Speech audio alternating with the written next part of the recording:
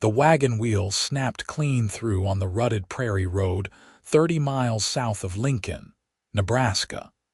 And Jacob Sterling knew with absolute certainty that he had just used up the last of his luck.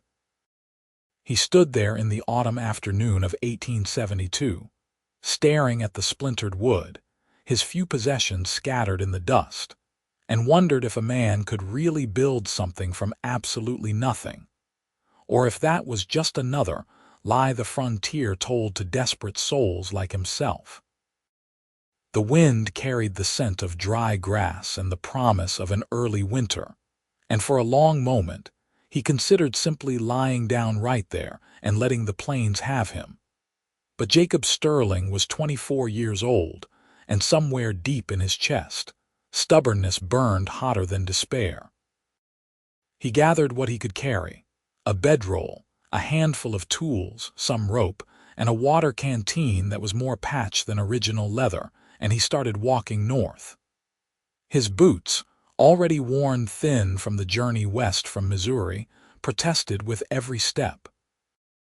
He had left behind nothing but debts and the smoking ruins of his father's failed farm, destroyed not by drought or locusts, but by his father's own weakness for cards and whiskey. Jacob had promised himself he would be different. He would build something real, something honest, something that could not be gambled away in a single reckless night. The sun was settling low and painting the sky in shades of copper and gold when he finally spotted the town. Lincoln stretched along the prairie like a promise half-kept, wooden buildings rising against the endless horizon, smoke curling from chimneys, the sound of hammers and voices carrying on the wind. Jacob's stomach cramped with hunger. He had not eaten since yesterday morning, and that had been nothing but hardtack and creek water. But he forced himself to walk straight, shoulders back, head high. A man was measured by how he carried himself. His mother had told him before the fever took her, and Jacob intended to be measured fairly. The main street was busy with late afternoon commerce. Wagons rolled past loaded with supplies. Cowboys lounged outside the saloon, their laughter rough and easy. Women in practical dresses hurried along the boardwalks, baskets over their arms. Jacob walked through it all, feeling every eye that passed over him, cataloging his dusty clothes and empty hands. He knew what they saw: a drifter, another hopeful fool who thought the frontier owed him something. He found the livery stable at the edge of town, a solid structure that smelled of hay and horses and honest work. An older man with silver threading through his black hair was shoeing a mare, his movements practiced and sure. Jacob waited until he finished, respecting the work, then cleared his throat. "Looking for employment, sir," Jacob said, keeping his voice level. "I am good with my hands. I can work with wood, mend fences, handle livestock. I do not drink and I do not shirk." The man straightened, studying Jacob with eyes that had seen too many drifters make promises they could not keep. "Name is Thomas Garrett. I run this stable. You got references?" "No, sir." "I have got nothing but my word and my willingness to prove it." Thomas wiped his hands on his leather apron, considering. "I do not need help here, but I will tell you something. There is a widow woman, Delilah Brennan, has a property about 2 miles west of town. Her husband died last spring, and the place is going to ruin.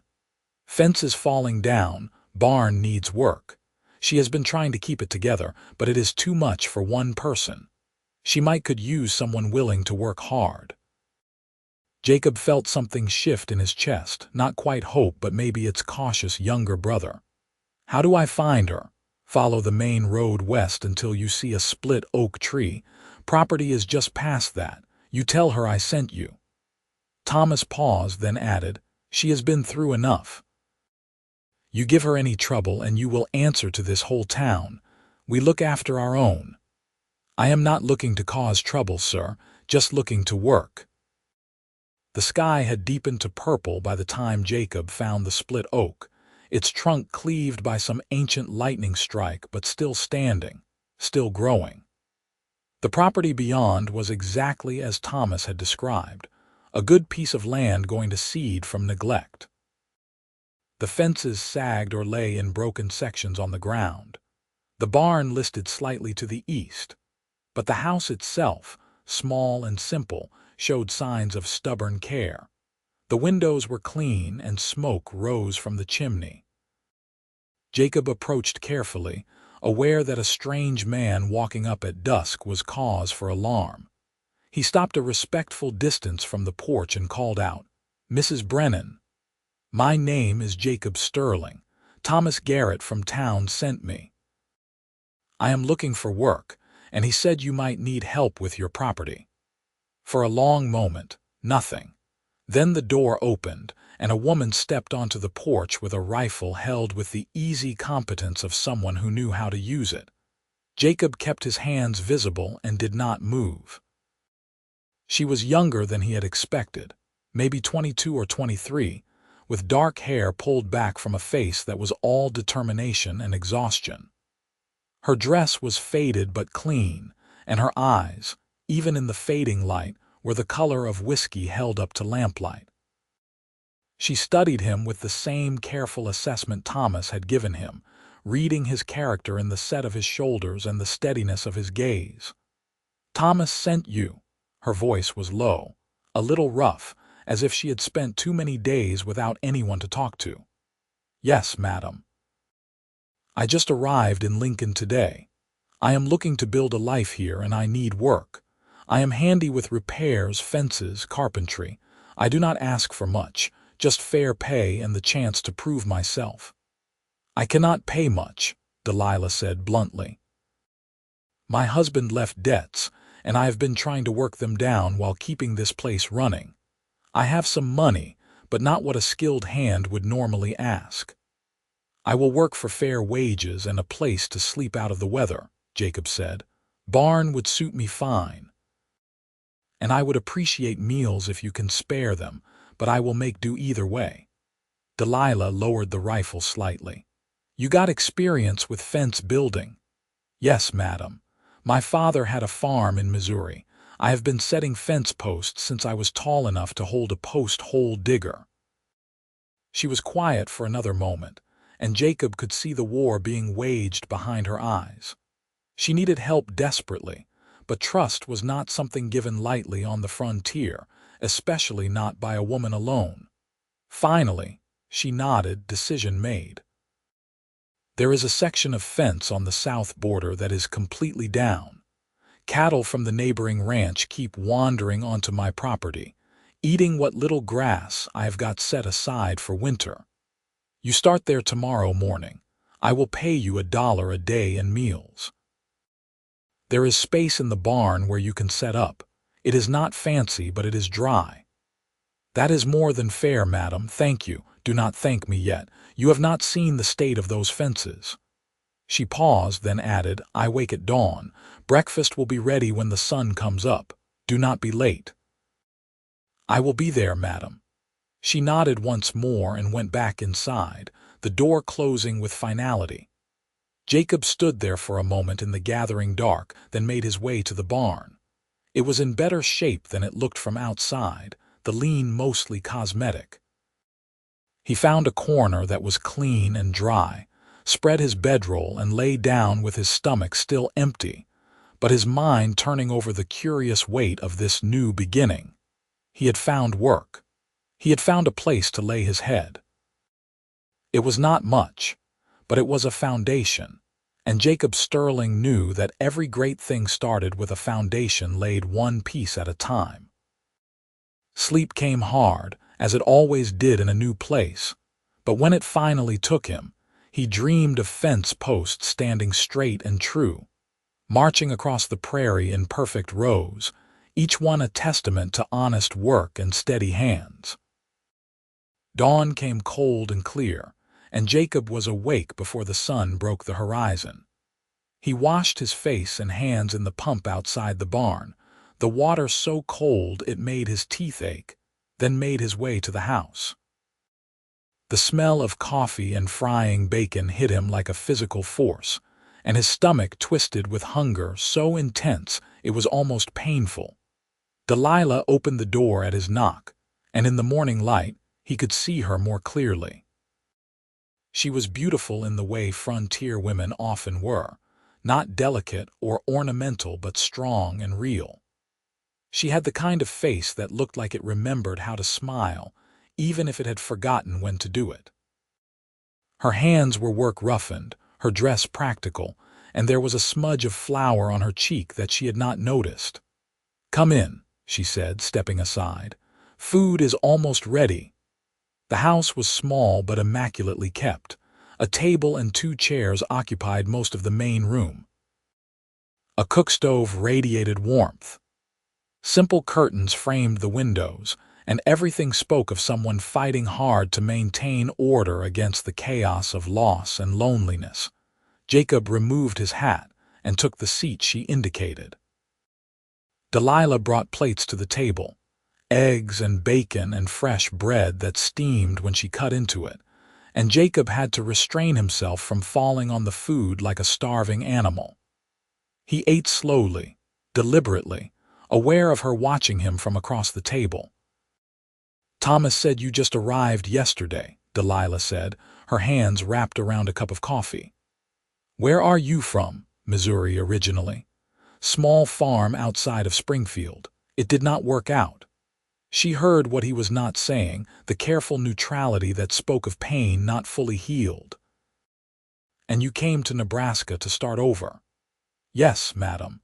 I figure a man can be what he chooses to be out here if he is willing to work for it." "That is a nice thought," Delilah said, and there was something in her voice that made Jacob look up. She was staring into her coffee, her expression distant. "My husband believed that too. He thought hard work was all it took. He worked himself into an early grave trying to prove it. I am sorry for your loss, madam. Daniel was a good man, but good is not always enough." She set her cup down with a decisive click. "The fence line runs from that old cottonwood tree you can see from the south window all the way to the creek bed about half a mile east. Most of the posts are rotted through at the base or knocked over completely. The wire is salvageable in some places, but you will need new posts for most of it. There is timber in the creek bed you can use, cottonwood mostly. Not the best, but it will hold." Jacob nodded, filing away the information. "I will need to see what tools you have got. Post hole digger, axe, saw if you have one, and wire cutters for the salvage work. Tools are in the barn, west wall. Daniel kept them in decent shape." She paused.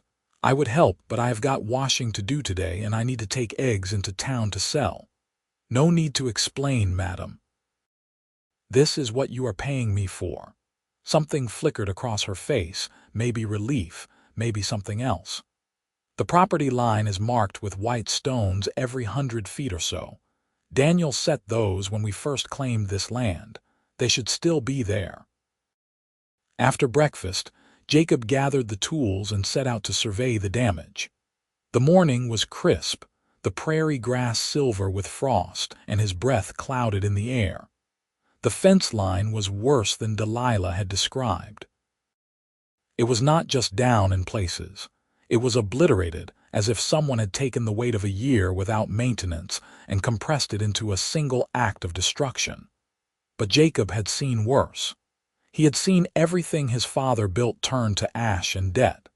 This was just wood and wire. This could be fixed. He started with the cottonwood trees in the creek bed, selecting straight trunks of the right diameter, felling them with careful axe strokes, trimming them into posts. The work was hard and familiar, the kind of labor that made his muscles burn and his mind go quiet. Each swing of the axe was a meditation. Each post shaped was a small act of creation pulled from the raw material of the world. By midday, he had a dozen posts cut and ready. He started on the post holes, driving the digger into earth that was already thinking about winter, already starting to harden. Sweat soaked through his shirt despite the cold. His hands, soft from weeks of travel, began to blister and then tear. But he did not stop. He set each post with exacting care, making sure it was plumb and true, tamping the earth around it until it stood firm. Delilah returned from town in the late afternoon, driving a small wagon pulled by a tired-looking horse. She climbed down and walked over to where Jacob was stringing wire between two freshly set posts. She did not say anything at first, just studied the work with a critical eye. "You set them level," she said finally. "Yes, madam. No point doing a job if you are not going to do it right." Daniel used to say the same thing. She was quiet for a moment. "You have got blood on your hands." Jacob glanced down at his torn palms. "They will toughen up. I have got salve in the house. You should use it before they get infected." "I appreciate that, madam. I will finish this section first." Delilah nodded and headed back to the house, but Jacob noticed she looked back once, her expression unreadable. He returned his attention to the wire, pulling it taut, securing it with practiced twists.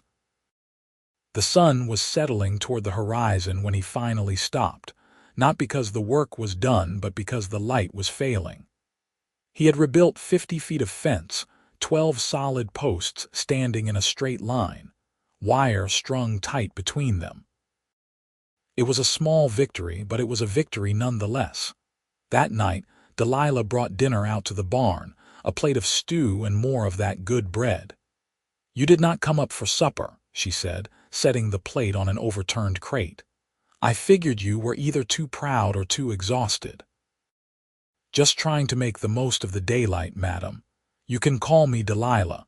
All this madam business makes me feel old." Jacob accepted the plate with a nod of thanks. "I appreciate the food, Delilah, and the work."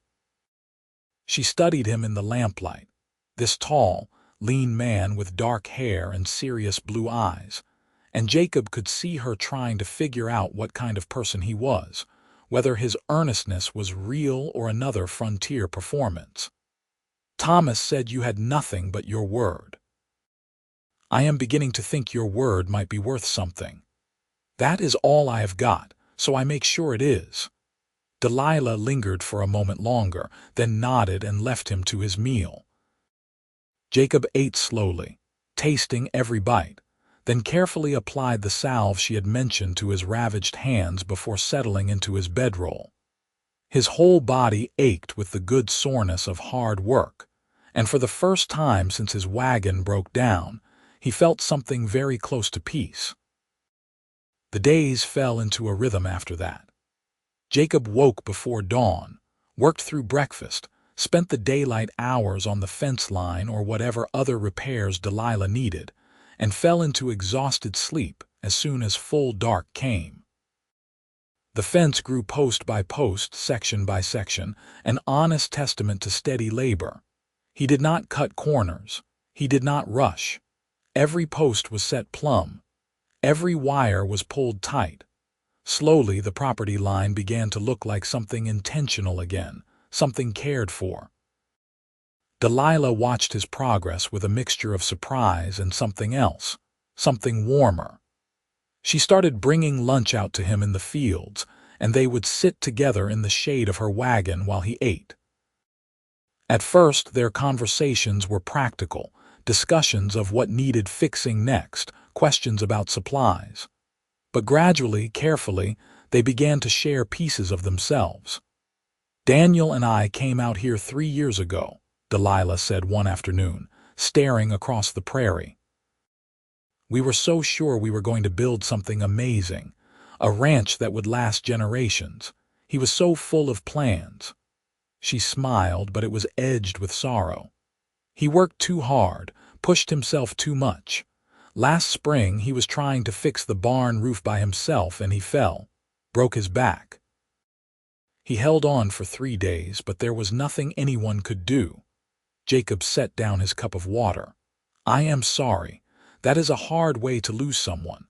The hardest part is that he died still believing it was not enough, that he had not done enough." I kept telling him we had time, that we could build slowly, but he was always racing against something I could not see. She looked at Jacob. You remind me of him sometimes, that same determined look, but you are different too.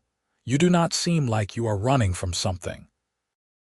Maybe I am running toward something instead, Jacob said quietly. Maybe that makes all the difference. Their eyes met and held for a moment longer than necessary, and Jacob felt something shift in his chest, a warmth that had nothing to do with the autumn sun. He looked away first, not ready to name what he was feeling, not sure he had the right to feel it at all. By the time October turned toward November, Jacob had rebuilt the entire south fence line and started on the east. The neighbors, the Carmichael brothers who ran cattle on the adjoining property, rode over one afternoon to inspect the work. They were big men, rough in the way of cattlemen, but their eyes were fair. You do good work, the older brother Marcus said, running his hand along one of the posts Jacob had set. Plumb and solid. Who taught you? I taught myself, mostly. Trial and error and paying attention to what worked. You looking for more work? We could use someone who gives a damn about doing things right. Jacob glanced toward the house, where he could see Delilah hanging washing on the line. I appreciate the offer, but I've got work here that needs finishing. Marcus followed his gaze and nodded slowly. Fair enough. But if you ever need day work, you come find us. We pay honest wages. After they left, Delilah walked down to where Jacob was replacing a rotten cross beam on the barn. What did the Carmichael brothers want? They offered me work. I told them I was committed here. Something flickered in her eyes, surprise and pleasure and caution all mixed together. You did not have to do that.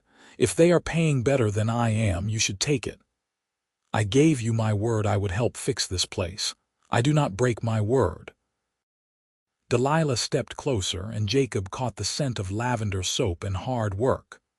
Why? She asked softly. Why does it matter so much to you? Jacob set down his hammer and looked at her directly. Because my father spent his whole life breaking his word. Breaking promises to my mother, to me, to everyone who ever trusted him. I watched what that did, how it destroyed everything it touched. I swore I would be different, and a man is only as good as his word, so I make sure mine is unbreakable. That is a heavy burden to carry. Maybe. But it is mine, and I carry it willingly. They stood there in the barn doorway, the afternoon light slanting through the gaps in the walls, and Delilah reached out and touched his arm, just briefly, just enough for him to feel the warmth of her hand through his sleeve. You are a good man, Jacob Sterling. I do not say that lightly. Then she was gone, back to her work, and Jacob stood there with his heart beating harder than it should from such a simple touch. He was falling for her. He had been falling for her since that first morning when she brought him breakfast, and he saw the strength behind her exhaustion. But he did not know if he had the right to those feelings. She was a widow still grieving her husband. He was a drifter with nothing but his labor to offer. The gap between what he felt and what he could do about it seemed impossibly wide. But he kept working, because work was honest. Work did not require him to name feelings he was not sure he could act on. Every post he set, every fence he built, was a way of showing what he could not yet say. Winter arrived early that year, sweeping down from the north with brutal efficiency. The first snow came in mid-November, and Jacob spent a frantic week making sure the barn was weather-tight and the remaining fence work was secured. Delilah brought him hot coffee while he worked, and once, when his hands were too cold to feel the hammer properly, she took them in hers and rubbed warmth back into them, her touch matter of fact but gentle. You are going to freeze to death out here, she scolded. The fence can wait. Come inside. Just need to finish this last section. Jacob. She said his name with exasperation and affection in equal measure. The fence will still be here tomorrow. You will not be any use to anyone if you get frostbite." So he let her pull him inside, and they sat by the cook stove while feeling returned to his fingers in painful waves. Delilah made more coffee and cut slices from a dried apple pie, and they talked about inconsequential things: the weather, the town gossip she had heard on her last trip to sell eggs, the way the prairie looked under fresh snow. But beneath the ordinary words, Jacob could feel something building between them, a tension that was not quite comfortable but not entirely unwelcome either. "Can I ask you something?" Delilah said eventually, her voice careful. "Of course. Why did you really leave Missouri?" "You have said your father's farm failed, but I think there is more to it than that." Jacob stared into his coffee cup, weighing how much truth to offer. Finally, he said, "My father gambled away everything. The farm, the house, even the money my mother had saved before she died. When I tried to stop him, tried to make him see what he was doing, he told me I was not man enough to understand that sometimes you had to risk everything to gain anything. 2 weeks later, the bank foreclosed. He disappeared, and I was left with debts I could not pay and a reputation as the son of a cheat and a coward. So I left, because staying meant being defined by his failures for the rest of my life, and I wanted the chance to define myself instead."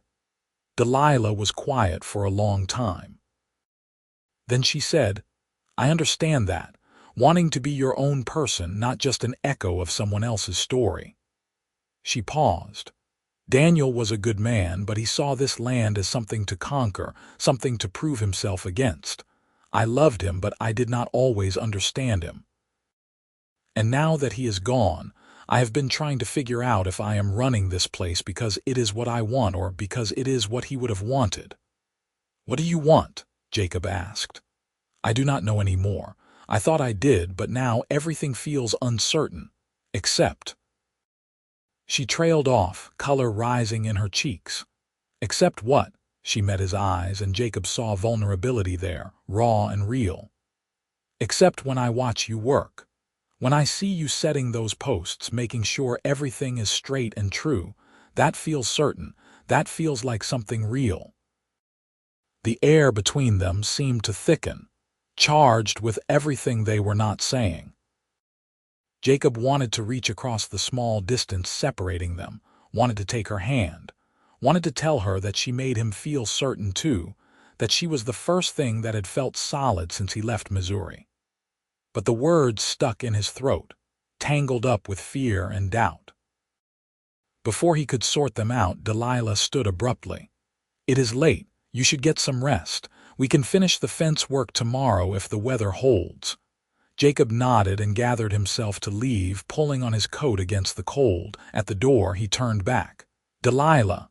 "Yes, thank you. For the coffee and the conversation, and for giving me a chance when I had nothing to offer but my word." "Your word has been worth more than you know," she said softly. Jacob carried those words with him out into the snowy night, repeating them in his mind like a prayer or a promise. The barn was cold, but he barely felt it. Something had shifted between them tonight, something fragile but vital, and he fell asleep thinking about the color in her cheeks and the way she had said his name. The snow stopped by morning, and Jacob threw himself back into the work with renewed intensity. He finished the east fence line and started on the north, working even when his breath froze in his beard and his fingers grew clumsy with cold. Delilah scolded him for pushing too hard, but he saw the approval in her eyes when she surveyed the work, saw the way the property was slowly transforming from something broken into something whole. December arrived with bitter cold and short days. Jacob split wood for Delilah's cookstove, repaired the chicken coop against predators, and reinforced the barn against the wind that howled down from the north like something alive and angry. They fell into an easy domesticity, taking meals together more often than not, talking about everything and nothing. He learned that she loved to read but had only 3 books. He learned that she sang while she worked, old hymns and frontier ballads in a voice that was surprisingly lovely. He learned that she took her coffee with just a little sugar, and that she had a small scar on her left hand from a kitchen accident when she was 12, and she learned him in turn. She learned that he was relentlessly honest, almost to a fault. She learned that he had a dry sense of humor that caught her by surprise and made her laugh in ways she had not laughed since Daniel died. She learned that he was patient with animals and gentle with anything fragile and absolutely uncompromising about the quality of his work. They were learning the shape of each other's lives, fitting themselves together like 2 pieces of a puzzle neither had known was incomplete. It was on a bitter afternoon in mid-December, when the wind was howling and the snow was falling sideways, that everything changed. Jacob was in the barn mending tack when Delilah came running in, her face pale with fear. "One of the horses is missing," she gasped. "The mare, Rosie. Her stall gate was open. She must have gotten out when I was feeding this morning." Jacob was already moving, grabbing his coat and hat. "How long has she been gone?" "I do not know. Could be hours." Delilah's voice shook. "Jacob, she is all I have got for plowing come spring. Without her I cannot work the fields." "We will find her," Jacob said, meeting her eyes, willing her to believe him.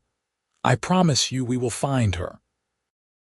They split up, Jacob taking the west pastures and Delilah searching the areas closer to the house. The snow was coming down so thick it was like walking through a white curtain, and the cold bit through every layer of clothing. Jacob called for the horse until his throat was raw, following tracks when he could find them, using instinct when he could not. He thought about turning back, about the danger of getting lost in a storm like this.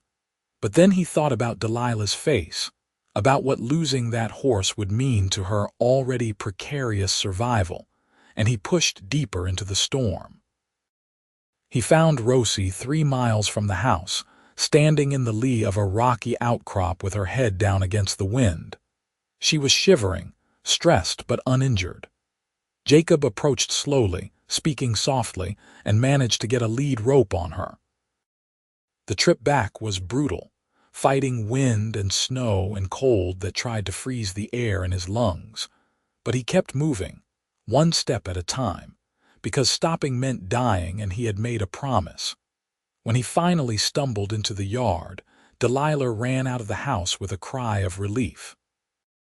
Between them, they got Rosie into the barn and rubbed down, covered with blankets, given warm mash to eat. Then Delilah turned to Jacob, and he saw tears streaming down her face. "You could have died," she said, her voice breaking.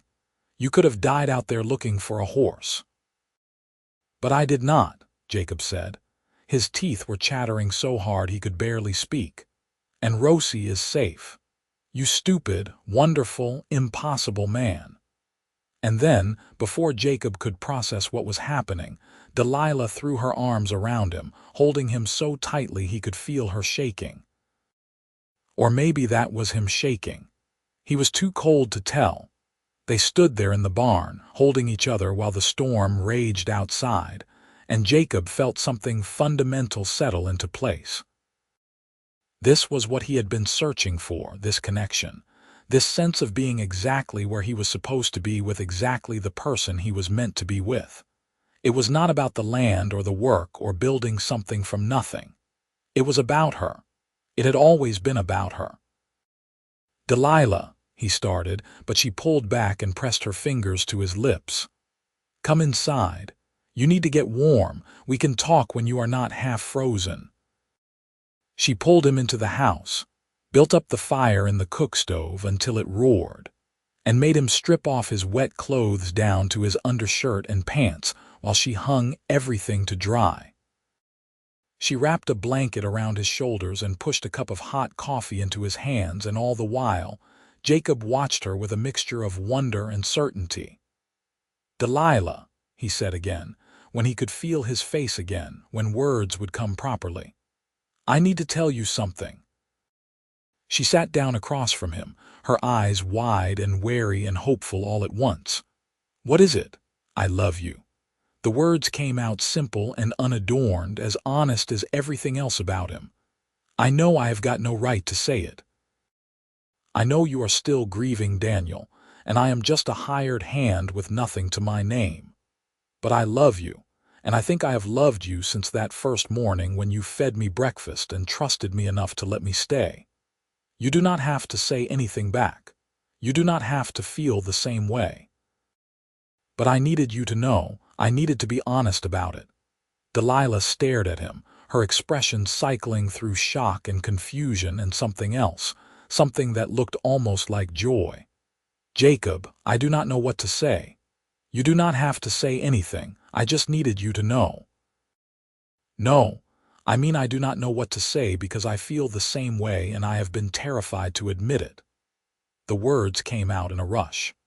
"I have been falling for you for weeks, but I felt so guilty about it. Daniel has only been gone since spring, and here I am having feelings for another man." "What kind of person does that make me?" Jacob set down his coffee and reached across the table to take her hands. "It makes you human. It makes you someone who is still alive and allowed to feel alive. Daniel would not want you to stop living because he is gone." "How can you know that?" "Because any man who loved you would want you to be happy, even if he could not be the one to make you happy." Jacob squeezed her hands gently. "You are allowed to move forward, Delilah. You are allowed to let yourself feel something new."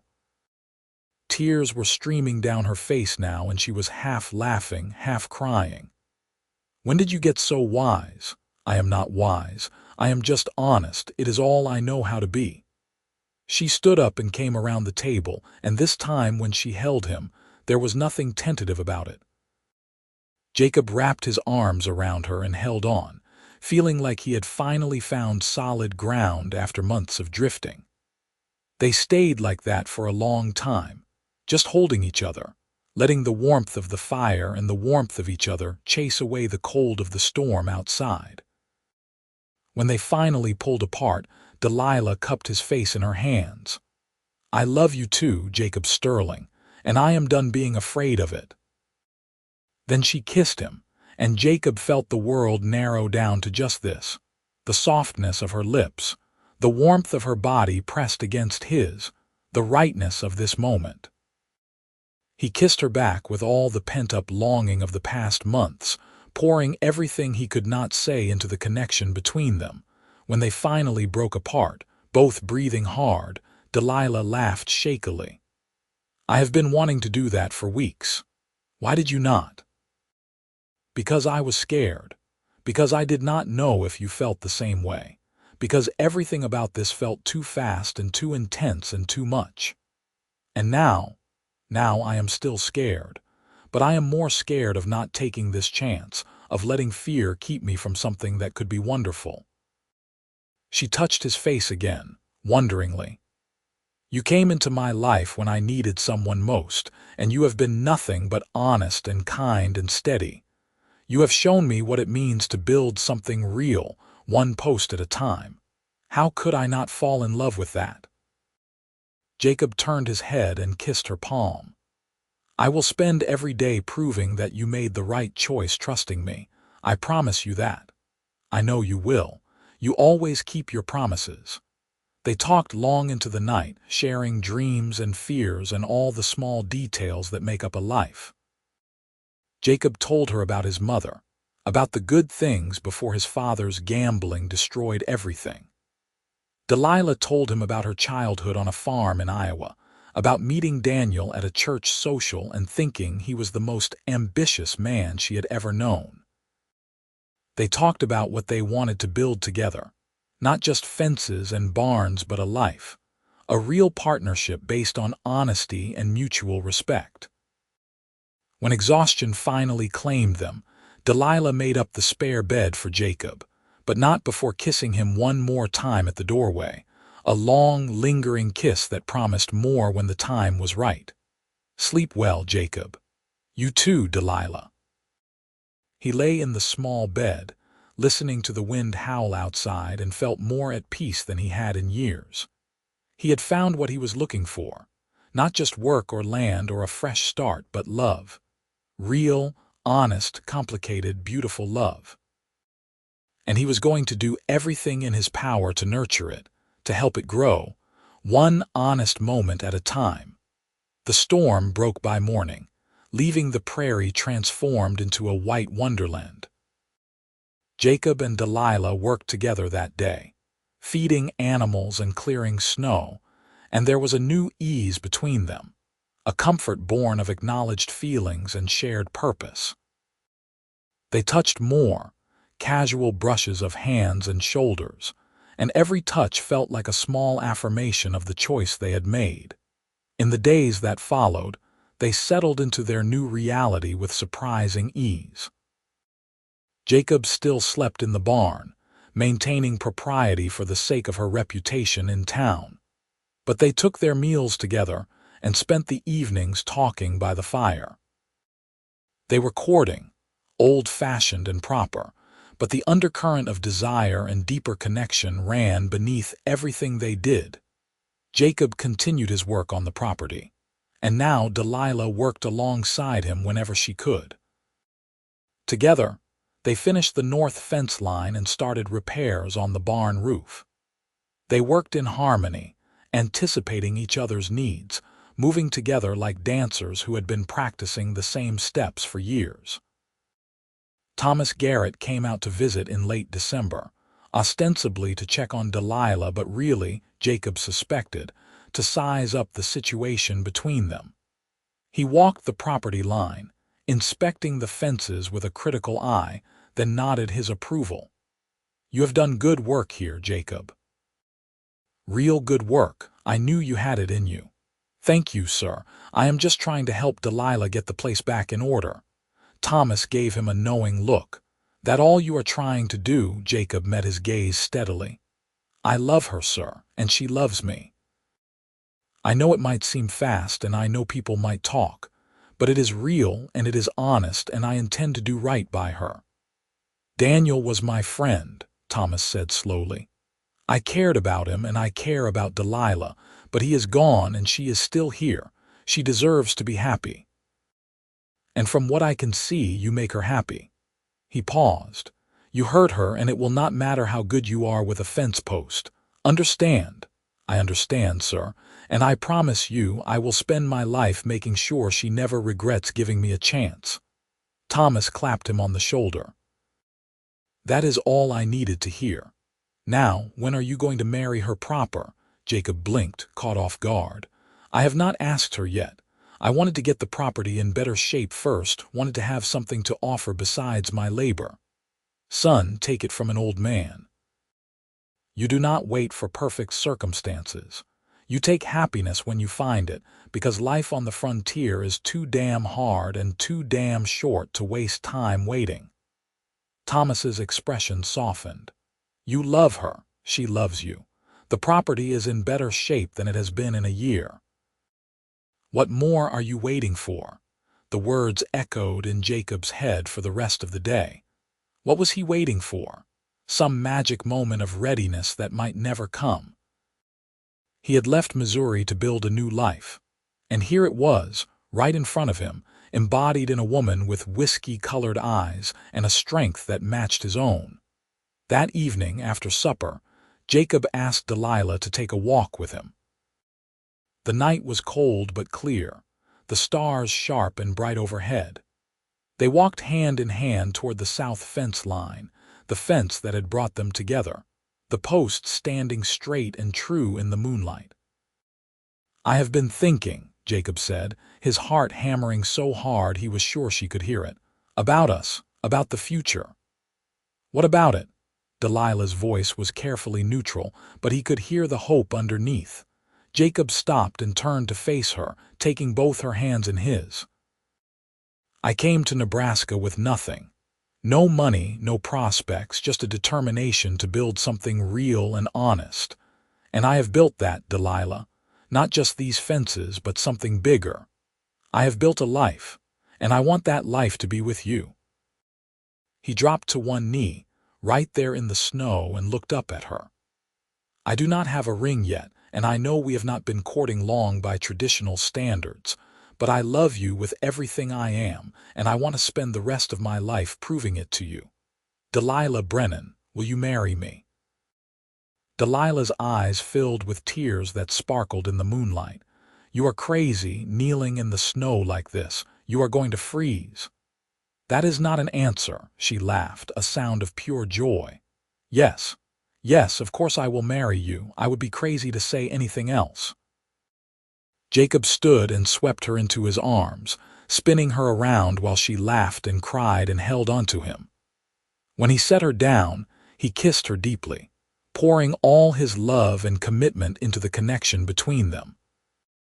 She kissed him back with equal fervor, and when they finally broke apart, they were both breathless and grinning like fools. "We are really doing this?" Delilah asked, wonder in her voice. "We are really doing this. If you want to wait, though, if you need more time to be sure, I will understand." "I do not need more time. I have never been more sure of anything in my life." She touched his face gently. "You have given me hope again, Jacob. You have shown me that it is possible to build something good and honest and lasting. I want to build that with you, one day at a time, one post at a time." They walked back to the house together, already making plans. They would marry in the spring, as soon as the weather permitted, at the church in Lincoln. It would be a simple ceremony, but it would be theirs, honest and real. In the meantime, Jacob would continue working on the property, and they would prepare for their life together. Word of their engagement spread through Lincoln with the speed of frontier gossip. Some people clucked their tongues and said it was too soon after Daniel's death, that Delilah should observe a proper mourning period. But most people, the ones who had watched Delilah struggle alone through a brutal summer and autumn, were genuinely happy for her. They remembered Jacob walking into town with nothing and building himself into someone worth knowing through sheer, honest labor. It was a story people wanted to believe in, a reminder that the frontier really could offer second chances to those willing to work for them. Jacob used some of his saved wages to buy Delilah a simple ring from the general store, a thin gold band that had belonged to the storekeeper's late mother. It was not fancy, but it was real, and when he slipped it onto her finger one evening by the fire, Delilah cried and told him it was perfect. Winter deepened, and they spent the long, cold evenings planning their future. They talked about expanding the property, maybe adding a small herd of cattle. They talked about children, how many they wanted, what they would name them. Jacob admitted he wanted a houseful, having grown up essentially alone after his mother died. Delilah laughed and said they would start with one and see how they managed from there. "What if our first is a boy?" Jacob asked one night. "What would you want to name him?" Delilah considered. "Something strong but gentle, like his father." She paused. "What about Samuel? It was my grandfather's name. Samuel Sterling, I like that. And if it is a girl, I always liked the name Grace." "It is what I thought when I first met you, that there was a grace in how you carried yourself despite everything you had been through." Delilah leaned against his shoulder, contentment radiating from her. "Grace Sterling. That is beautiful." They existed in a bubble of happiness through the rest of winter, working hard during the day and dreaming together at night. Jacob finished all the major repairs on the property by early March, and when he stood on the porch and surveyed what they had accomplished, he felt a surge of pride so intense it was almost painful. Every post, every fence line, every repaired board was a testament to what could be built through honest effort and unwavering commitment. Spring arrived tentatively, the snow melting in patches, the first green shoots appearing in the prairie grass. They set their wedding date for the first week of April, and Delilah spent her spare time altering one of her good dresses to serve as a wedding gown. She wanted something practical, she said, something she could wear again and not just hang in a wardrobe gathering dust. The Carmichael brothers offered their barn for a wedding celebration, and the women of Lincoln organized a gathering that grew larger and more elaborate with each passing day. Jacob protested that they did not need a fuss, but Delilah gently explained that this was how the community worked, how they welcomed people and celebrated milestones. These people had supported her through Daniel's death and her lonely struggle to keep the property. Letting them celebrate with her now was a way of honoring that support. Jacob found himself humbled by the generosity of people who had been strangers just months ago. Thomas Garrett gave him a beautiful hand-tooled leather belt as a wedding gift. The blacksmith crafted a set of door hinges for their house, intricate and strong. The women brought quilts and preserves and practical household items. Even the Carmichael brothers, gruff and rough around the edges, presented them with a breeding pair of pigs to start their own stock. "You earned this," Marcus Carmichael told him. "You came here with nothing and proved yourself through honest work. That matters on the frontier. Character matters." The night before the wedding, Jacob stood alone on the south fence line, looking at the stars and thinking about the journey that had brought him here. A broken wagon wheel, a desperate walk into an unknown town, a chance recommendation from a kind stable owner.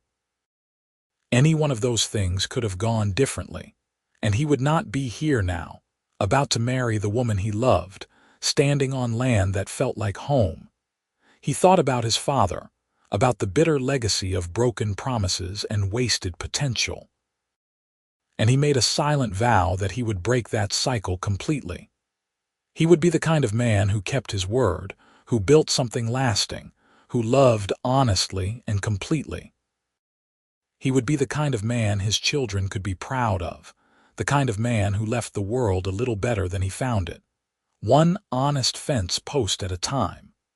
The wedding day dawned clear and beautiful, one of those perfect spring days that felt like a gift from the prairie itself. The church in Lincoln was packed with people, and Jacob stood at the front in his best clothes, his hands shaking slightly as he waited for Delilah to appear. When she walked down the aisle, Jacob forgot how to breathe. She was beautiful, radiant in her altered dress with wildflowers woven into her hair. But more than that, she was looking at him like he was her entire world, like he had hung the moon just for her. And Jacob knew, with absolute certainty, that he would spend the rest of his life trying to deserve that look. The ceremony was simple and heartfelt. They spoke their vows in clear, steady voices, promising to love and cherish each other through hardship and joy, through the brutal frontier winters and the golden summers, through whatever the future held. When the minister pronounced them husband and wife, Jacob kissed Delilah with all the love and commitment in his heart, and the church erupted in applause and cheers. The celebration at the Carmichael barn was everything a frontier wedding should be, loud and joyous and full of life. There was music and dancing, food and laughter. Jacob, who had never been much of a dancer, let Delilah teach him the steps, stumbling through waltzes and reels while she laughed and encouraged him. They stayed until late into the night, accepting congratulations and good wishes, feeling embraced by a community that had welcomed them both. When they finally returned to their home, now officially shared, Jacob carried Delilah over the threshold in the traditional way. She laughed and protested that she was too practical for such romantic nonsense, but he could see the pleasure in her eyes. He set her down gently in the main room and took both her hands. "Mrs. Sterling," he said, loving the way it sounded. "Mr. Sterling," she replied, equally delighted.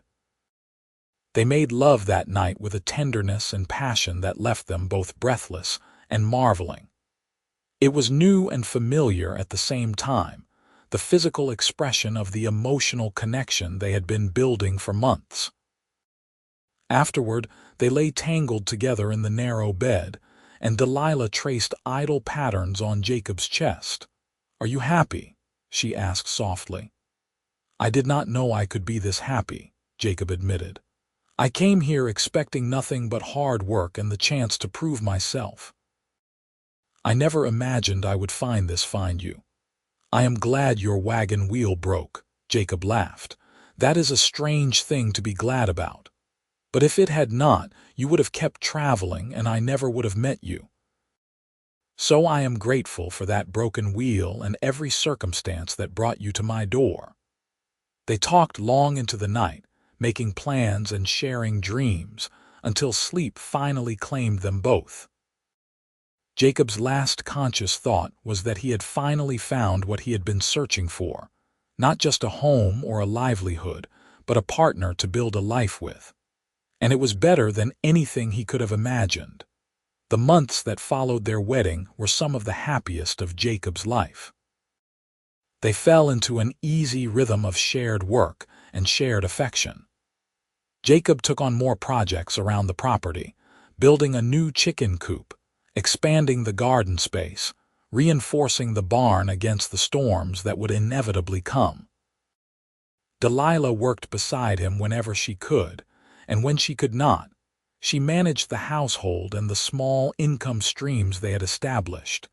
They were partners in the truest sense, neither one dominant, neither one subservient. They made decisions together, argued occasionally but always fairly, and ended every day reaffirming their commitment to each other. It was the kind of marriage Jacob had never seen growing up, based on mutual respect and genuine affection, and he treasured every moment of it. Summer arrived with heat and the constant work of maintaining a frontier property. Jacob expanded their fence lines to include more grazing land, working with the same methodical care he had shown on that first fence. Every post was plumb, every wire was tight. It became something of a trademark in the area. People would point to a fence line and say, "That is sterling work. You can always tell by how straight the posts stand." Jacob took pride in that reputation, but he took more pride in the life he was building with Delilah. They hosted dinners for neighbors, helped with community barn raisings, attended church services in town. They were becoming woven into the fabric of the Lincoln community, no longer outsiders but valued members of the frontier society. In late summer, Delilah told Jacob she was pregnant. They were sitting on the porch in the evening cool, and she just took his hand and placed it on her still flat stomach and said, "We are going to have a baby." Jacob felt his eyes burn with unexpected tears. "Are you sure?" "I am sure. The baby should come in late winter, February or March." He pulled her close, overwhelmed with joy and terror in equal measure. "I am going to be a father." "You are going to be an amazing father," Delilah said firmly. "I have watched how gentle you are with the animals, how patient you are when teaching me things. Our child will be so loved." That night, Jacob lay awake long after Delilah had fallen asleep, his hand resting protectively on her stomach. He thought about his own father, about the legacy of disappointment and broken promises. And he made another silent vow that he would be different, that his child would grow up knowing security and love, and the absolute certainty that their father's word was unbreakable. The pregnancy changed things in subtle ways. Jacob became even more protective, insisting that Delilah not lift anything heavy or work too long in the sun. She rolled her eyes at his hovering but secretly loved the attention. As her belly grew through the autumn months, Jacob found himself talking to the baby, telling their child about the property, about the fences he had built, about the life they were creating together. "Your mother and I are building something lasting here," he would say, his hand on Delilah's rounded stomach. "Something honest and true, and you are going to be part of that. You are going to know what it means to keep your word and do good work and love with your whole heart." Winter came again, and this time Jacob was prepared. He had the barn fully winterized, enough wood split to last through the coldest months, and supplies laid in against the inevitable storms. But his biggest concern was Delilah and the baby. He made arrangements with the doctor in Lincoln, ensuring they could get help quickly when her time came. The baby arrived on a bitter cold night in late February, 3 weeks earlier than expected. Jacob rode through a snowstorm to fetch the doctor, his heart in his throat the entire time, remembering his promise to Delilah that he would keep her safe.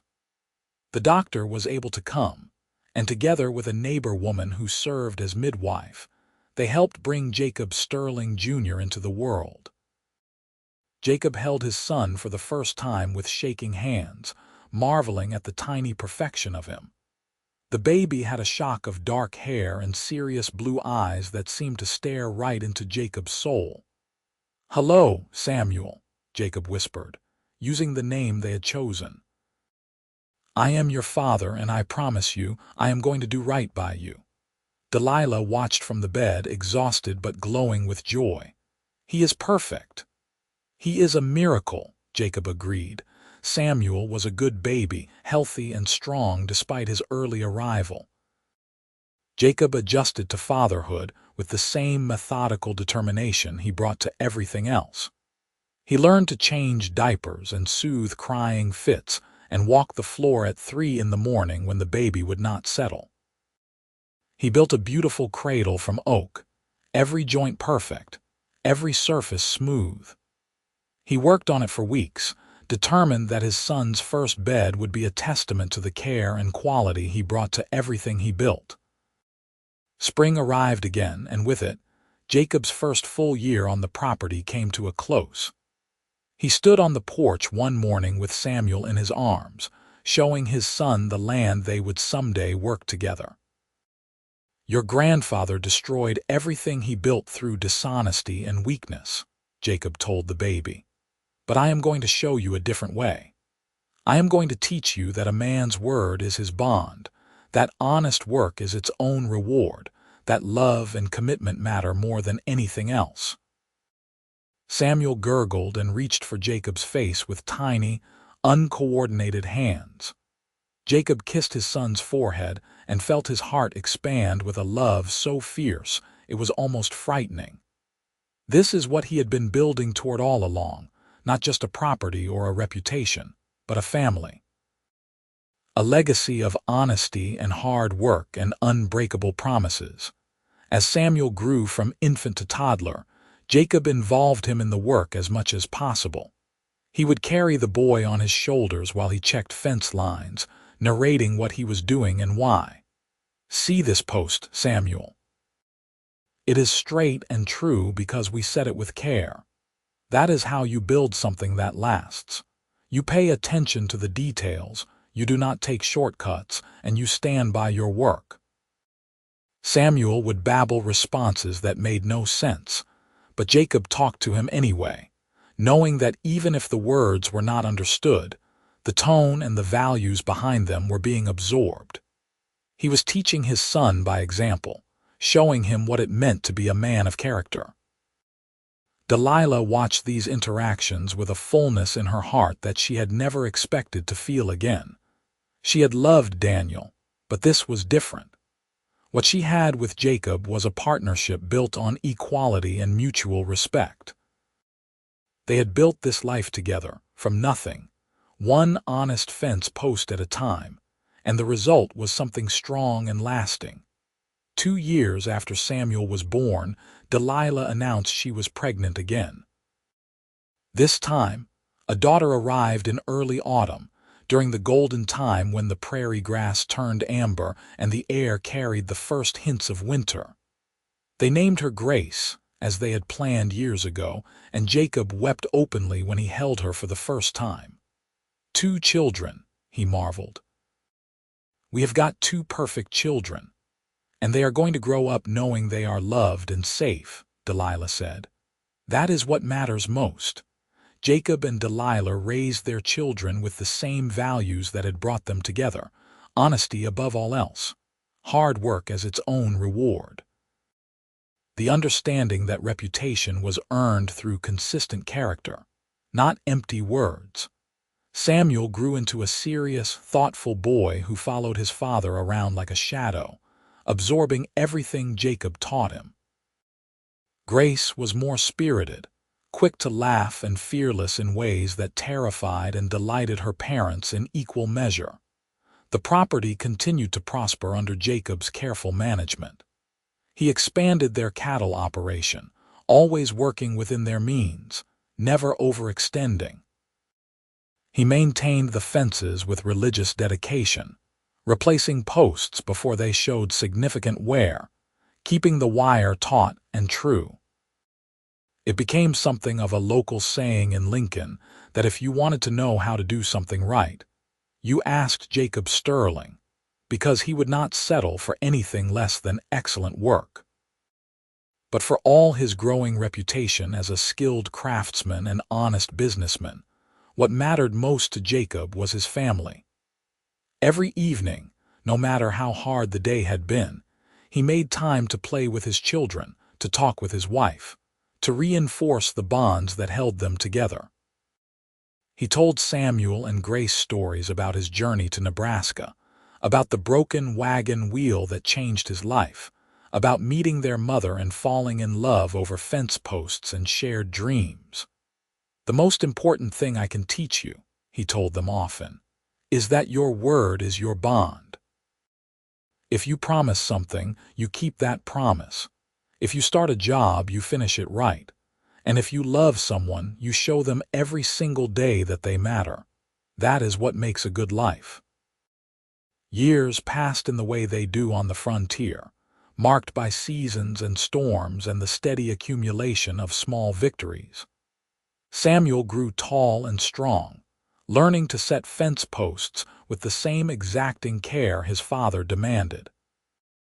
Grace learned to manage the household accounts, showing a head for numbers that delighted Delilah.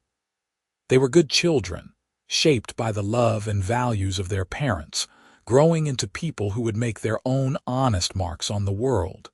Jacob's reputation continued to grow. People came from surrounding areas to ask him to build fences or barns or anything that required skill and integrity. He took select jobs, always making sure his own property and family came first, and every project he completed added to his standing. He was not wealthy, not by Eastern standards, but he was respected, and that meant more than money ever could. One autumn evening, when Samuel was 14 and Grace was 12, the family sat on the porch watching the sun set over the prairie. Jacob had his arm around Delilah, and the children sat at their feet, and for a moment, everything was perfect.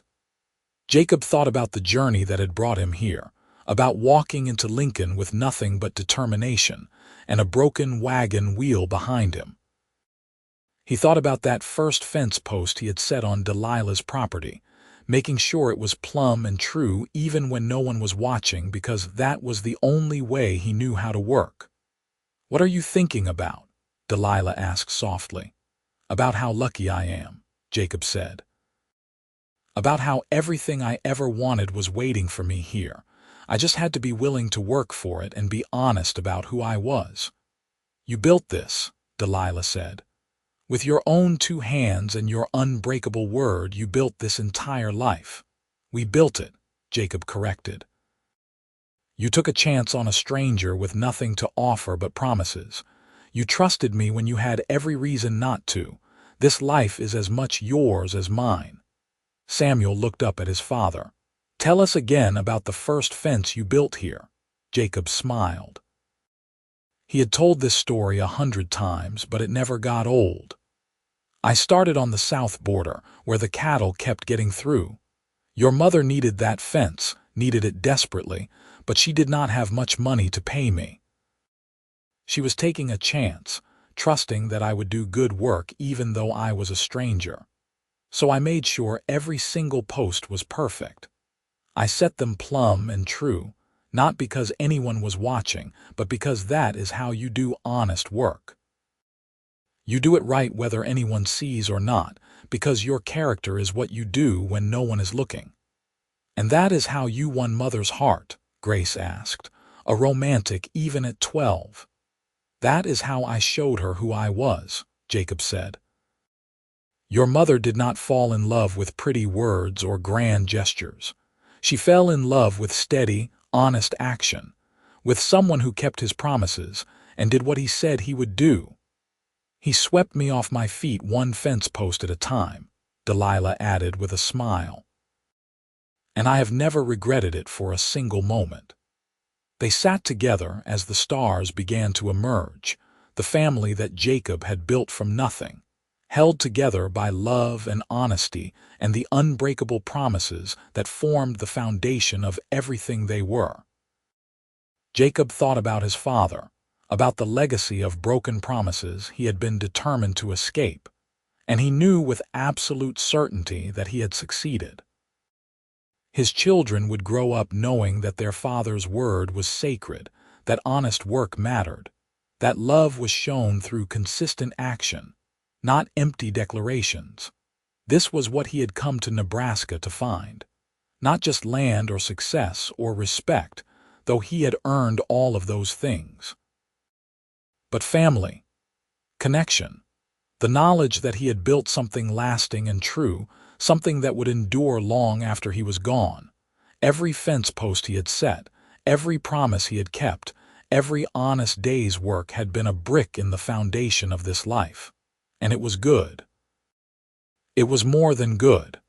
It was everything. As Samuel moved into young adulthood, Jacob began teaching him not just the mechanics of fence building and property management, but the philosophy behind it. Anyone can dig a hole and shove a post in the ground, he explained one day as they worked together on a new section of fencing. But building something that lasts requires attention and care. You have got to know the land, understand how water flows and where the wind hits hardest. You have got to select good timber and treat it right, and most importantly, you have got to take pride in the work itself, not just the money you earn from it. Samuel, now 16 and nearly as tall as his father, nodded seriously. Mr. Carmichael offered me work last week. Said he would pay good wages. Jacob paused in his work. What did you tell him? That I would have to ask you first, but I am thinking I might take it if you approve. It would help me save money for when I want to start my own place someday. Jacob felt a complicated mix of pride and loss. His son was growing up, preparing to make his own way in the world. The Carmichaels are good men. They will treat you fairly. But remember, Samuel, wherever you work, whatever you do, you are representing this family. You are representing the values we have taught you. Your word is your bond, and the quality of your work is a reflection of your character. I know, Father, you have taught me well.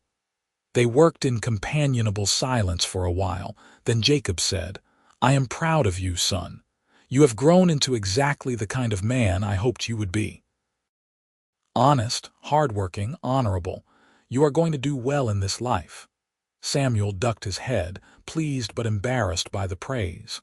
I just followed your example. You showed me what it means to be a good man. That conversation stayed with Jacob for days afterward. He realized that he had accomplished something far more important than building a successful property or earning the respect of his community. He had broken the cycle of broken promises and wasted potential that his own father had represented. He had raised a son who understood the value of honest work and unbreakable commitment. That was a legacy worth more than any amount of land or money. Grace, meanwhile, was developing into a young woman of remarkable capability. At 14, she was managing much of the household finances and keeping records that would put many businessmen to shame. She had inherited her father's methodical nature and her mother's practical wisdom, and the combination made her formidable despite her youth. Grace is going to run circles around whatever man is lucky enough to marry her, Delilah said one evening, watching their daughter carefully catalog the winter supplies. "Assuming she decides to marry at all," Jacob replied with a smile. "She might decide she would rather run a business or manage a ranch on her own." "Would that bother you? If she chose an unconventional path?" Jacob considered the question seriously. "No, I want her to be happy and fulfilled, whatever that looks like for her. I have seen what happens when people try to force themselves into roles that do not fit. I want better for both our children. I want them to build lives that are authentically theirs, based on their own values and dreams." Delilah leaned against her husband, contentment radiating from every line of her body. "We did good, Jacob, with the property, with the children, with this life we built together. We did real good." "We did," Jacob agreed, "and we are not done yet." Time continued its inexorable march. Samuel took the job with the Carmichaels and proved himself invaluable, earning praise for his reliability and skill. He began courting a young woman from town, the daughter of the banker, and Jacob saw in his son's eyes the same wonder and certainty he had felt when he fell in love with Delilah. Grace announced that she wanted to attend a teaching college in Omaha, a bold ambition for a frontier girl, but one that surprised no one who knew her. Jacob and Delilah talked long into the night about whether to allow it, weighing their desire to keep their daughter close against their commitment to letting her chart her own course. In the end, they decided to support her dream, setting aside money for her education with the understanding that she would always have a home to return to if she needed it. "She is so young," Delilah said, worried. "So were we when we were building all of this," Jacob reminded her. "And we managed. Grace is smart and capable. She will be fine. And if she is not, we will be here to help her." The years when both children were grown and gone felt strange at first. The house was too quiet, the work less urgent. But Jacob and Delilah rediscovered each other in new ways, appreciating the partnership they had built, the deep companionship that came from decades of shared labor and shared love. They took long walks across their property, pointing out landmarks that held meaning only for them. The oak tree where Jacob had first kissed Delilah, the section of fence where he had proposed, the barn where they had held out against that terrible blizzard in their second winter together. "You ever regret it?" Jacob asked one evening as they walked hand in hand across the prairie. "Giving me a chance when I was just a stranger with empty hands." Delilah stopped and turned to face him, her eyes still that same whiskey color that had captivated him 20 years ago, though now there were lines at the corners that spoke of laughter and hard work and a life well lived. "Not for a single second. You were the best thing that ever happened to me, Jacob Sterling. You showed me that it was possible to build something good from loss, to find love again when I thought that part of my life was over. You gave me hope and partnership and a love that has sustained me through everything. Why would I ever regret that?" Jacob pulled her close and kissed her, and it felt exactly the same as it had that first time, full of promise and certainty and the absolute knowledge that this was right. This was real. This was everything that mattered. Samuel married his banker's daughter in a ceremony that filled the Lincoln church to overflowing. Jacob stood as best man, his chest tight with pride as he watched his son pledge his life to the young woman he loved. He saw in Samuel's face the same determination he had felt at his own wedding, the same commitment to building something lasting and true. Grace returned from college with a teaching certificate and a sharper understanding of the wider world, but she had not lost the core values her parents had instilled. She took a position teaching in Lincoln, wanting to give back to the community that had shaped her. She boarded with a local family, but spent every Sunday at her parents' home, regaling them with stories of her students and the challenges of frontier education. "I never realized how much what you taught me would matter," she told Jacob one Sunday afternoon. "About keeping your word, about doing work you are proud of. My students need to hear those things. They need to understand that character matters more than cleverness, that honest effort is more valuable than shortcuts."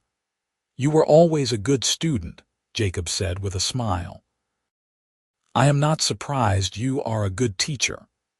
More years passed, and Jacob and Delilah became grandparents, a role they embraced with joy. Samuel and his wife had 3 children in quick succession, 2 boys and a girl, and they were regular fixtures at the Sterling property, learning to ride horses and chase chickens and set fence posts under their grandfather's exacting supervision. Jacob approached his 50th birthday with a sense of profound gratitude. He had lived a life that meant something. He had kept his promises. He had built something lasting. Most importantly, he had loved well and been loved in return. What more could any man ask for? One summer evening, Jacob and Delilah sat on the porch with a collection of their grandchildren playing in the yard. Samuel was there with his family, and Grace had brought a gentleman friend from town, a young doctor who seemed properly awed by her capability. It was one of those perfect frontier evenings when everything felt exactly right. "Tell us about the fence, Grandpa," one of the grandchildren called out, and Jacob smiled. The story had become family legend, told and retold until it took on mythic proportions. "Well," Jacob began, settling into the familiar rhythm of the tale, "I came to Nebraska with nothing but a broken wagon and a determination to build a new life. I was desperate for work, and your grandmother was desperate for help. So I started building her fence, and I made sure every single post was perfect, even though no one would have blamed me for cutting corners. And you know why I did that? Because that is what honest men do," the children chorused, having heard this part many times. "Exactly right. Because your character is what you do when no one is watching. Because if you are going to do something, you do it right or not at all. And because I knew, even then, that I was not just building a fence. I was building a foundation for everything that came after." He looked at Delilah, who smiled back at him with all the love of their decades together. "That fence brought us together. It showed your grandmother who I was without me having to say a word. And everything we built after that, this family, this life, it all started with those fence posts, set straight and true, one at a time."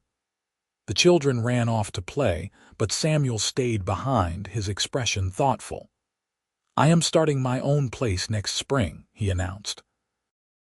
"Bought a section of land about 5 miles east of here. It needs a lot of work, but I have been saving and I have got plans." Jacob felt his eyes sting with unexpected tears. His son, starting his own property, building his own legacy. "That is wonderful news, Samuel. You will do well. You have got the skills and the character to build something lasting. I learned from the best." Samuel paused. "I was hoping you might help me with the first fence line. I want to do it right, the way you taught me. Set those first posts so they will last for generations." "I would be honored," Jacob said, his voice rough with emotion. "There is nothing I would like more than to work alongside my son, passing on what I know, watching you build something good and true." That following spring, 3 generations of Sterling men worked together on Samuel's property, setting fence posts with the same exacting care that had become the family standard. Jacob, now showing his age but still strong and capable, supervised while Samuel did most of the heavy work and the grandchildren handed tools and asked endless questions. It was a perfect circle, the values and skills passed from father to son, preparing to be passed again to another generation. Grace married her doctor that same spring, a quiet ceremony that nonetheless filled Jacob with joy. His daughter had found a partner who respected her intelligence and capability, who saw her as an equal. It was everything Jacob had hoped for her. As Jacob entered his 6th decade, he began to slow down, though he never stopped working entirely. He spent more time consulting than doing physical labor, advising neighbors on their building projects, sharing the knowledge he had accumulated over 30 years on the frontier.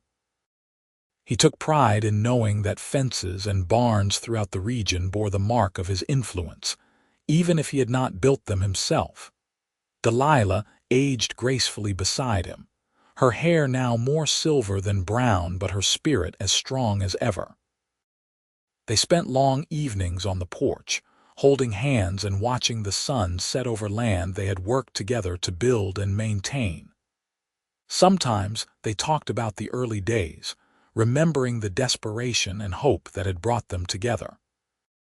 Other times they just sat in comfortable silence, the kind that only comes from decades of deep companionship. "You remember that first fence?" Delilah asked one evening, seemingly out of nowhere. "Every post," Jacob replied. "Every measurement, every swing of the hammer. That fence changed my life. It changed both our lives.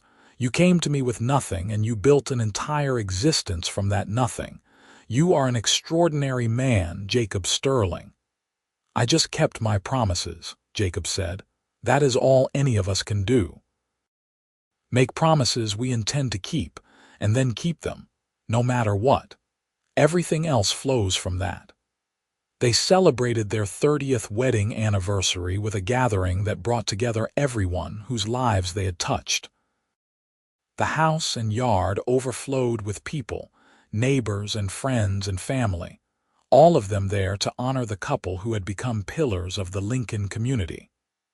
There were speeches praising Jacob's integrity and skill, Delilah's strength and wisdom. But what Jacob remembered most was the moment late in the evening when Samuel raised a toast. "To my father," Samuel said, his voice carrying across the assembled crowd, "who taught me that a man is measured not by what he says but by what he builds, not by his promises but by how faithfully he keeps them.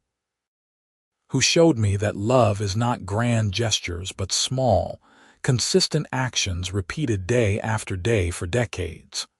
Who proved that you can build a life from nothing if you are willing to work honestly and love completely. To Jacob Sterling, the best man I know." Jacob felt tears streaming down his face as the crowd erupted in cheers and applause. Delilah squeezed his hand, her own eyes bright with emotion. This was what he had built, not just a successful property or a respected reputation, but a legacy of love and integrity that would continue long after he was gone. The grandchildren multiplied, and Jacob delighted in teaching each one the lessons he had learned. He showed them how to set a fence post, how to tell good timber from bad, how to shake hands and look someone in the eye and keep your word. But more than that, he showed them through his life what it meant to be a person of character, to value substance over flash, honesty over convenience. "Why does everything have to be so perfect, Grandpa?" one grandson asked, frustrated with Jacob's insistence on doing a job exactly right. Jacob set down his tools and knelt so he was eye level with the boy. "Because perfect is not about being better than everyone else. Perfect is about respecting the work itself, about knowing that whatever you build is going to represent you long after you are gone. When I am dead and buried, those fence posts I set will still be standing, and people will look at them and know that Jacob Sterling was here, and he cared about doing things right. That is what perfect means, leaving something behind that speaks well of who you were." The boy thought about that, then nodded and returned to his work with renewed focus. Jacob watched him and smiled, satisfied that another seed had been planted, another lesson passed on. As Jacob approached 70, his body began to betray him in the ways bodies inevitably do. His joints ached in the mornings, and he tired more easily. But his mind remained sharp, and his commitment to honest work never wavered. Even when he could no longer do heavy physical labor, he supervised and advised, ensuring that everything bearing the Sterling name met the standards he had established decades ago. Delilah's health began to fail first, a gradual decline that frightened Jacob more than anything he had faced on the frontier.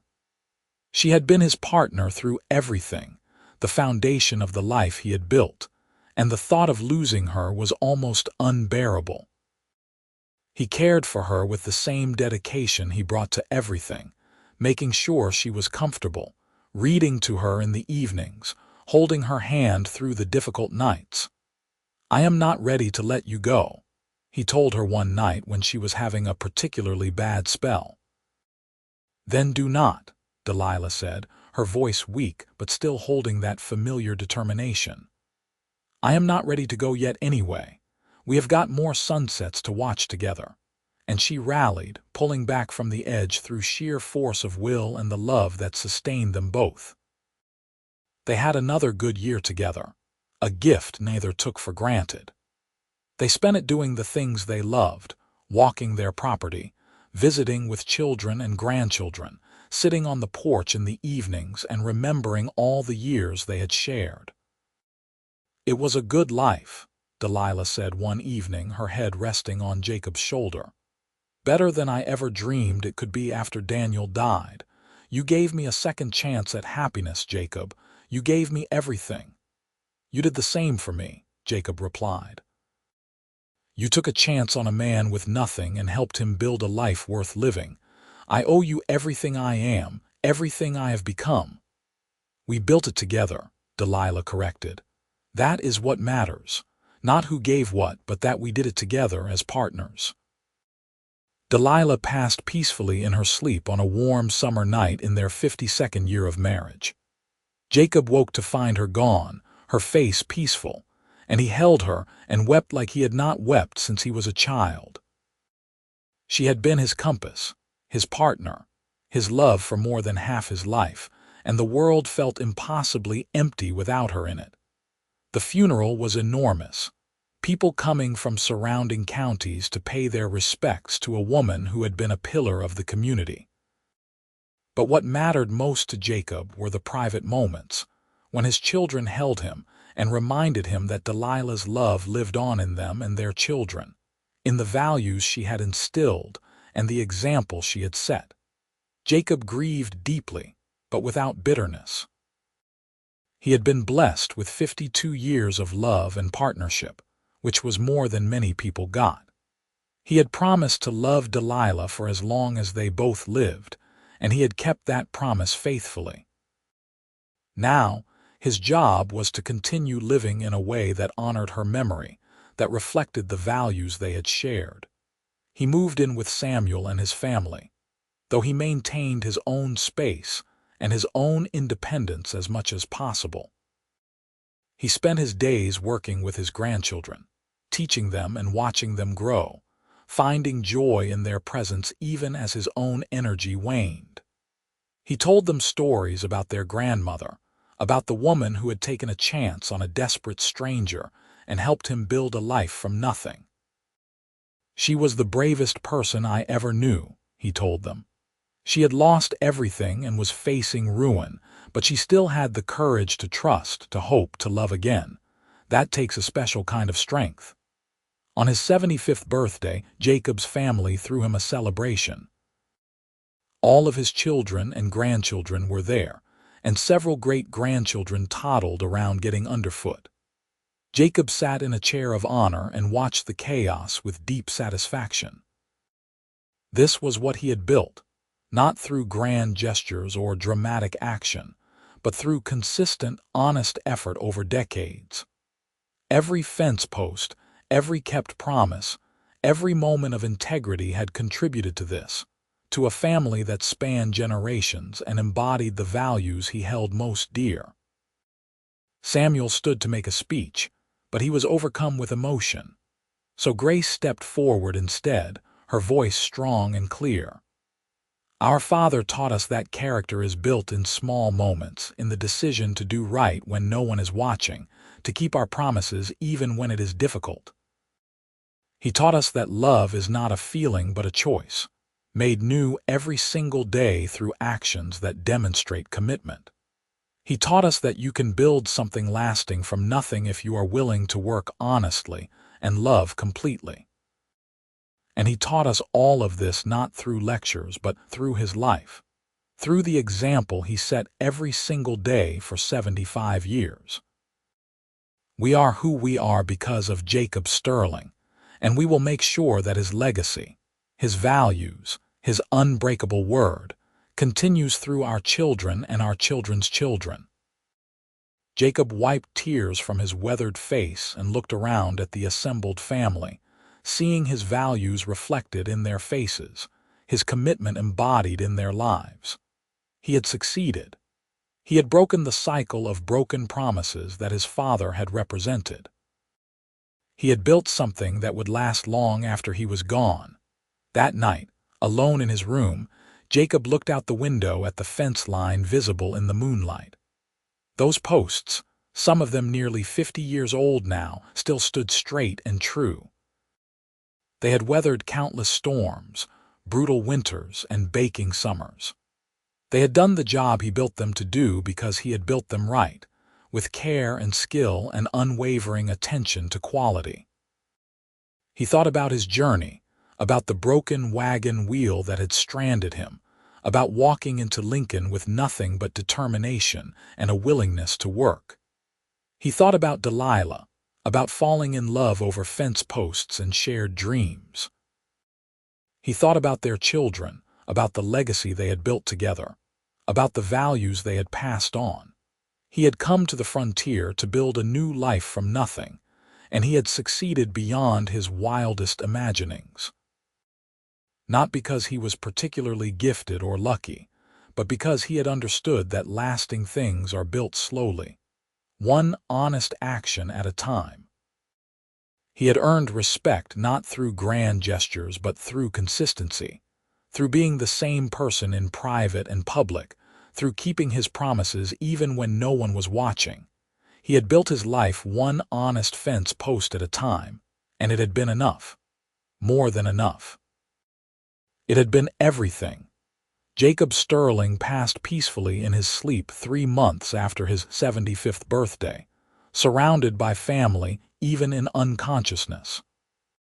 His funeral was the largest Lincoln had ever seen, people coming from across Nebraska and beyond to honor a man who had embodied the best of frontier values. The minister spoke about integrity and commitment, but what people remembered most were the stories. Stories about how Jacob had set every fence post plumb and true, even when no one was watching. Stories about how his word was absolutely unbreakable, how a promise from Jacob Sterling was as good as gold. Stories about how he had loved his wife with unwavering devotion for more than 50 years, how he had raised children who became pillars of their own communities, how he had built something lasting from absolutely nothing through sheer honest effort. They buried him next to Delilah, under a simple stone that read, Jacob Sterling, 1848–1923. He kept his promises. It was what he would have wanted, simple and honest and true.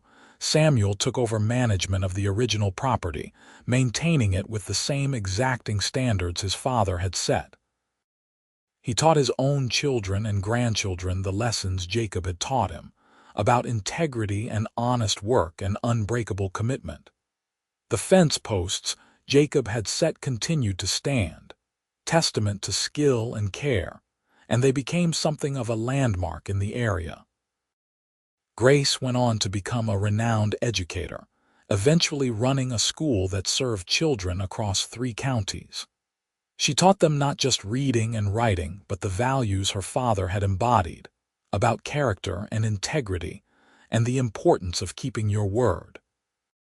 Many of her students went on to successful lives, and they often credited Miss Sterling's lessons about honesty and commitment as the foundation of their success.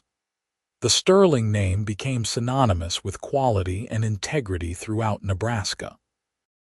When someone wanted work done right, they looked for someone trained by a Sterling. When someone needed advice on building something to last, they consulted the Sterling family. The reputation Jacob had built through decades of honest work became a legacy that benefited his descendants for generations. But more than that, Jacob's true legacy lived in the hearts and minds of those he had touched. Every time one of his grandchildren kept a difficult promise, they thought of him. Every time someone in the community did work they were proud of, they remembered Jacob's sterling standard of excellence. Every time a couple worked through difficulties in their marriage, people pointed to Jacob and Delilah as an example of what committed love looked like. The fence posts Jacob had set that first desperate autumn, when he was a man with nothing trying to prove his worth, stood for nearly 70 years.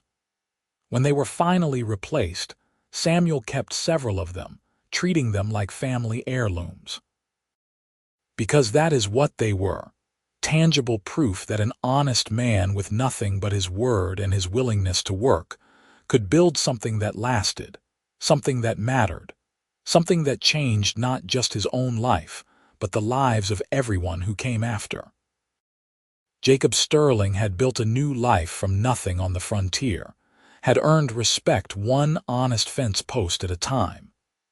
And in doing so, he had proved that the frontier promise was real, that character mattered, that honest work and unbreakable commitment could create something lasting and true. It was a legacy that would endure as long as people remembered that integrity was not just a word but a way of living, demonstrated through consistent action over a lifetime. Years turned to decades, and the Sterling name remained a byword for quality and honesty throughout Nebraska. Jacob's great-grandchildren and great-great-grandchildren carried forward the values he had instilled, each generation finding their own way to embody the principles of integrity, honest work, and unbreakable commitment that had defined their ancestors' life.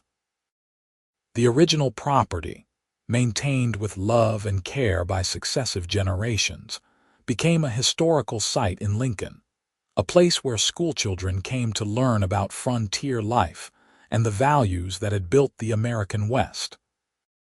They walked the fence lines that Jacob had first built, saw the barn he had repaired, stood in the house where he and Delilah had raised their family, and they heard the story of how a man with nothing had built everything that mattered, one honest fence post at a time.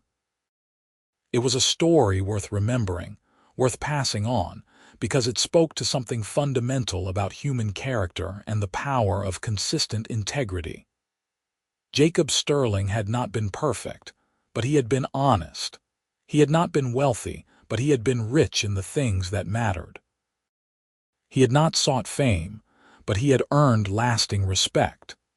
And he had loved completely, building a partnership with Delilah that had served as a foundation for everything else in his life.